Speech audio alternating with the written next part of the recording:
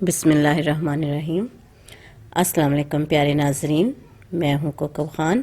کہانی کا نام ہے انا نہیں ہوتی۔ انس، تم مجھے صاف صاف بتا دو کہ تمہارا ارادہ کیا ہے۔ لنچ ٹائم تھا، دونوں آفس میں بیٹھے تھے۔ سفید شرٹ، جینز اور سفید دوپٹہ گلے میں سے گھما کر دونوں پلو سامنے سے ڈالے، کالے بالوں کی اونچی سی پونی بنائے، تپے تپے سرخ چہرے کے ساتھ وہ اتنی ہی خوبصورت لگ رہی تھی جتنی کوئی اور لڑکی بہت سا میک اپ کر کے لگتی۔ اس کے تپے ہوئے انداز کو دیکھ کر انس بے اختیار ہنسا تھا۔ اسے ہنستے دیکھ کر رمشا کا غصہ کچھ اور بڑھا تھا۔ تمہاری ہنسی ظاہر کرتی ہے کہ میری بات تمہارے لیے محض ایک مذاق ہے۔ تمہارے اسی غصے سے ڈر کر میں شادی جیسا اہم قدم اٹھانے سے ڈرتا ہوں۔ تمہارا کیا پتہ کب کس بات پر تم بگڑ جاؤ۔ اس نے جلتی پر تیل ڈالا تھا، پھر شعلے کیسے نہ بھڑکتے۔ تم ایکچولی شادی کرنا ہی نہیں چاہتے، یا کم از کم مجھ سے نہیں کرنا چاہتے۔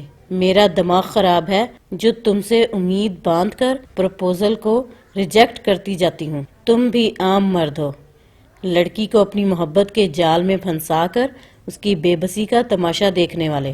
بس کرو رمشا، بدتمیزی نہیں۔ بدتمیزی؟ یہ بدتمیزی ہے؟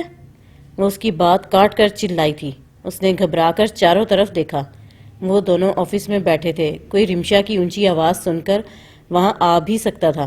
رمشا، کول ڈاؤن یار، کیا ہو گیا تھا؟ اس نے ہاتھوں سے بھی آواز ہلکی رکھنے کا اشارہ کیا۔ وہ جو جوش جذبات میں کھڑی ہو گئی تھی، دھم سے اپنی میز پر بیٹھ گئی۔ اس کا چہرہ سرخ ہو رہا تھا اور تنفس کی رفتار تیز۔ مجھے کسی اچھی پوسٹ، یہ اچھی جاب اور اچھی پوسٹ والا چورن بند کر دو۔ میرے لیے یہ کوئی ایشو نہیں ہے، نہ ہی مجھے پیسے کی کمی ہے۔ تم کوئی سالڈ بات کرو، فار گاڈ سیک۔ اس نے دونوں ہاتھ کنپٹیوں کے اطراف رکھے۔ انس نے گہری سانس لے کر خود کو ڈھیلا چھوڑ دیا تھا۔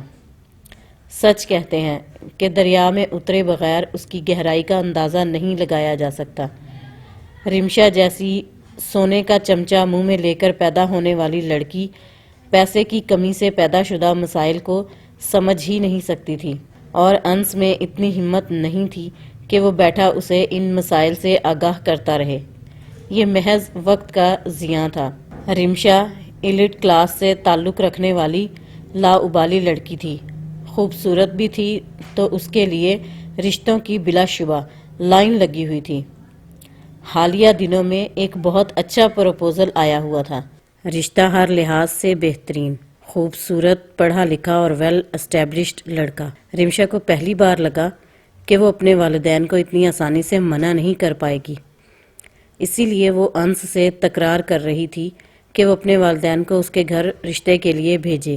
انس ایک مڈل کلاس فیملی سے تعلق رکھتا تھا، جہاں اس کی یہ نوکری ہی فخریہ اعزاز کی طرح سمجھی جاتی تھی، جبکہ یہ تو انس جانتا تھا کہ اس کی تنخواہ سے رمشا کا چند دن بھی گزارا نہیں۔ اتنی رقم تو وہ ہلے گلے میں اڑا دیتی تھی۔ حیثیت کا یہ فرق اتنا زیادہ تھا کہ انس اسے سوچ کر ہی تھک جاتا تھا۔ وہ تو پچھتاتا تھا کہ اسے رمشا سے محبت ہوئی کیوں، اور اگر اسے ہو بھی گئی تھی تو رمشا کو نہ ہوتی۔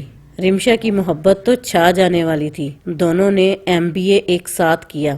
انس کی وجہ سے اس کے ساتھ رہنے کے لیے اپنے ڈیڈ کے بجائے اس ادارے میں انس کے ساتھ نوکری کر لی۔ اب وہ اس تعلق کو شادی کے بندھن میں باندھنے کی متقاضی تھی تو غلط نہیں تھی، لیکن انس کو اس حوالے سے شدید پریشانیاں لاحق تھیں، خدشات تھے جو بیجا نہ تھے۔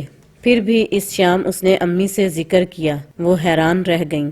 مخمل میں ٹاٹ کا پیوند کبھی نہیں لگتا میرے بچے۔ وہ اتنی امیر زادی، اتنی آسائشات کی عادی، اور ہم ابھی ضروریات کے لیے جدوجہد میں مصروف ہیں۔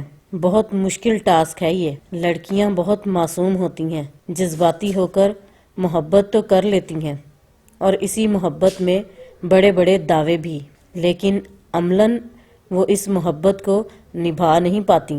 تو بیٹا، زندگی تو عمل کا نام ہے، خیال کا نہیں۔ اس کی امی مطالعے کی شوقین تھیں اور ان کی گفتگو عموماً عملی ہوتی تھی۔ امی، رمشا ایسی نہیں ہے، وہ ان سب لڑکیوں سے الگ ہے۔ امی تدبر سے مسکرائیں۔ یہ ایسا بے بس کر دینے والا جذبہ ہے کہ ہر لڑکے کو اپنی پسندیدہ لڑکی سب سے الگ دکھتی ہے، حالانکہ وہ بھی ویسی ہی ہوتی ہے جیسی دوسری لڑکیاں۔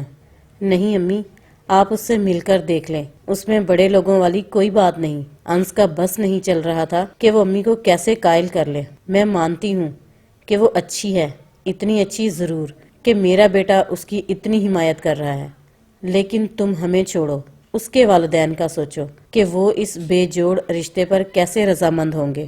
یہ رمشا کا کام ہے کہ وہ اپنے پیرنٹس کو کیسے مناتی ہے۔ انس کے دو ٹوک لہجے پر امی اسے دیکھ کر رہ گئیں۔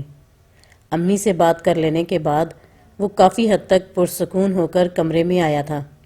فون اٹھایا تو رمشا کے کئی ٹیکسٹ آئے ہوئے تھے۔ انس نے ٹیکسٹ کیا، واٹس ایپ پر آؤ، ویڈیو کال پر۔